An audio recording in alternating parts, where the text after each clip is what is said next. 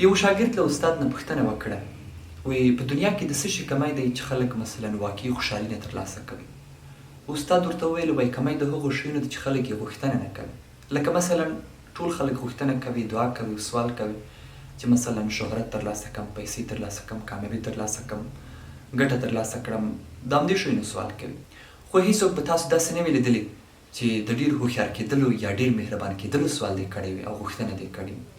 ځکه هر څوک په خپل ذهن کې دا فکر لري چې زه نو په کافي اندازه هوښیار او عاقل یم او په کافي اندازه مهربانه یم.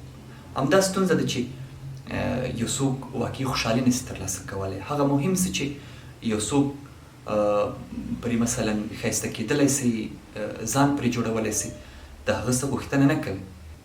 همدا علت دی چې په ژوند کې واقعي خوشحالي نشته او په ژوند کې د یو ډېر لوی څه کمی هغه د هوښیارتیا او مهربانۍ کمی دی.